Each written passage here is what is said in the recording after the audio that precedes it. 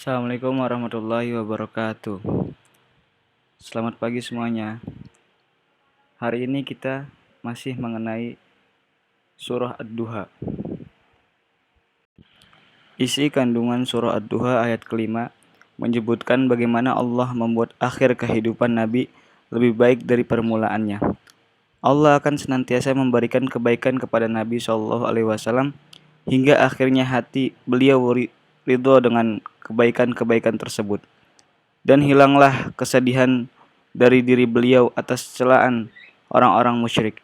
Demikian pula ada ulama yang menafsirkan karunia Rob tersebut dengan karunia di akhirat yang diberikan kepada Nabi SAW hingga beliau pun ridho dengan karunia Allah tersebut. Dalam Al-Quran Allah mengelompokkan manusia menjadi 4 golongan, yaitu 1 golongan manusia yang bahagia di dunia tapi celaka di akhirat. Mereka adalah orang-orang yang rajin beribadah, sholat, puasa, sedekah, haji, tahajud, dan lain-lain. Tapi bukan untuk mencari ridha Allah, melainkan untuk tujuan dunia, pangkat, jabatan, dan ria. 2. Golongan manusia yang bahagia di akhirat tapi sengsara di dunia. Mereka orang-orang yang sabar dalam menjalankan perintah-perintah Allah, konsisten dan konsekuen, tidak meninggalkan agamanya dikala suka dan duka, di saat sempit maupun lapang hingga meninggal dalam keadaan beriman. 3. Manusia yang sengsara di dunia dan di akhirat. Mereka orang-orang yang tidak mau mengikuti para rasul Allah, bahkan ada yang mendustakannya. Yang terakhir, manusia yang bahagia di dunia dan di akhirat.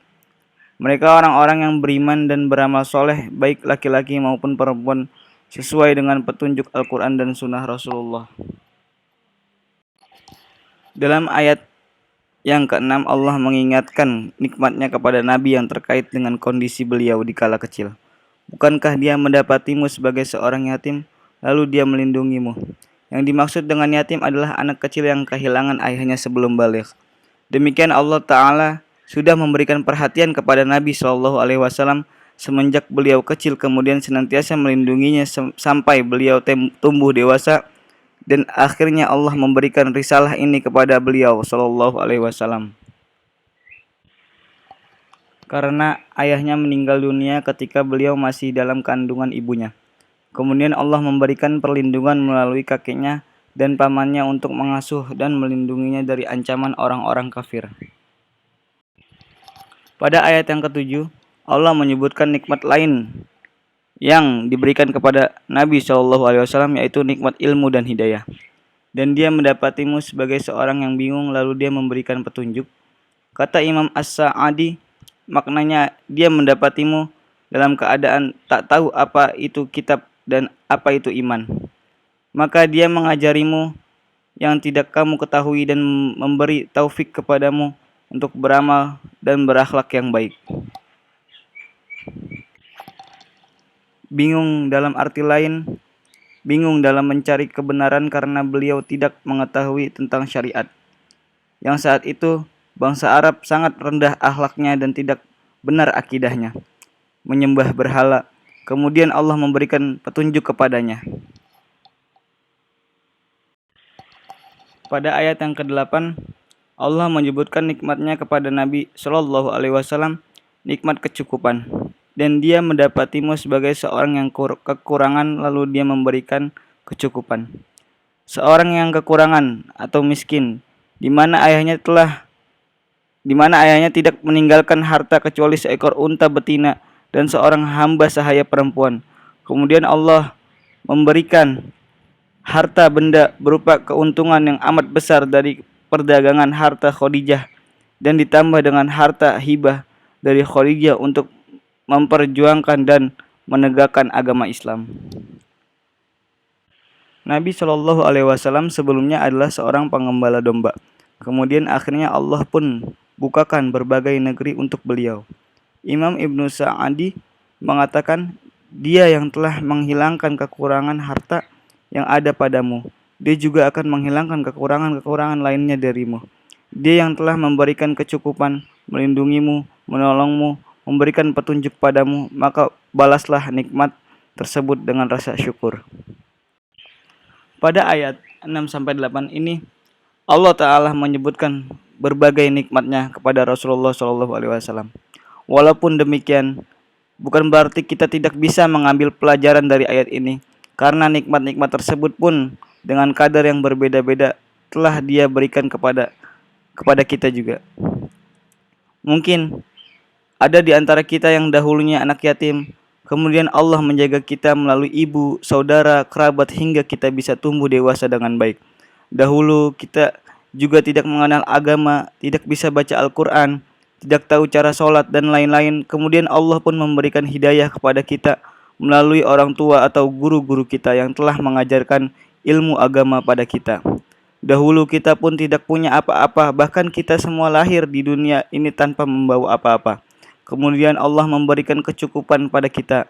Karenanya kewajiban kita sebagaimana juga Allah perintahkan kepada nabinya untuk bersyukur atas nikmat-nikmat tersebut. Di ayat yang ke-9, Allah menjelaskan kepada Nabi untuk bersikap baik dengan anak yatim.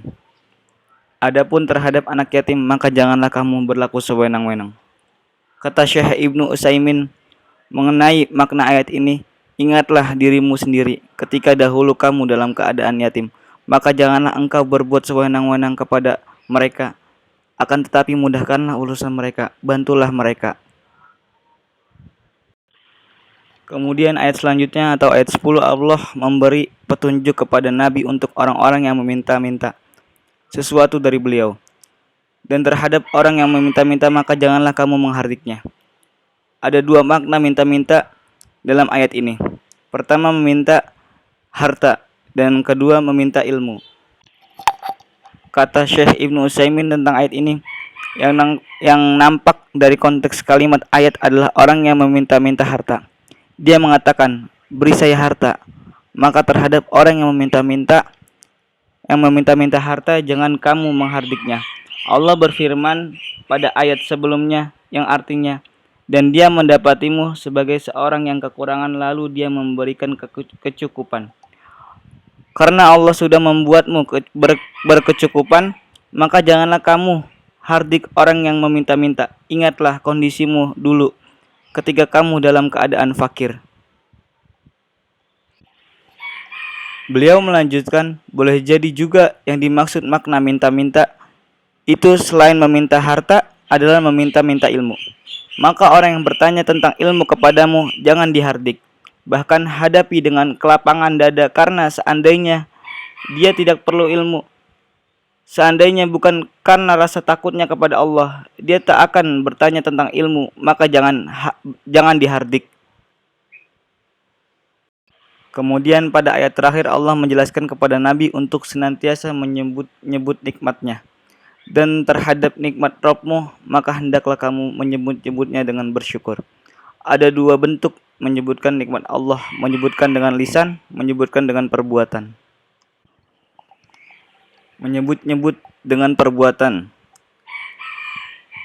adalah dengan menampakkan nikmat Allah tersebut pada dirimu. Jika Anda orang mampu, jangan berpakaian seperti bajunya orang miskin, tapi pakailah pakaian yang sesuai dengan kemampuan.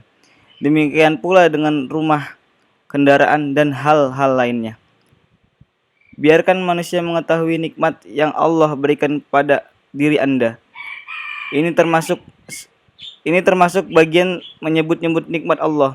Di antara bentuk menyebut-nyebut nikmat Allah adalah dengan mengajarkan ilmu dan membicarakan ilmu kepada manusia jika Allah memberi nikmat ilmu tersebut pada kalian. Menyebut nikmat dengan lisan seperti Anda mengatakan, Allah memberi nikmat ini kepadaku. Dulu aku fakir, sekarang Allah memberi kecukupan. Dulu aku tak tahu, kemudian Allah mengajarkanku, dan kalimat-kalimat semacam itu. Demikian pembelajaran surah Ad-Duha secara ringkas yang bisa saya jelaskan. Semoga mengingatkan kita untuk senantiasa bersyukur atas nikmat yang Allah berikan dan kita tidak berbuat sombong dan zalim di hadapan manusia yang mungkin kita anggap rendahan, karena kalau bukan nikmat Allah kepada kita, niscaya kita pun berada pada posisi yang rendah. Billahi taufik wal hidayah. Wassalamualaikum warahmatullahi wabarakatuh.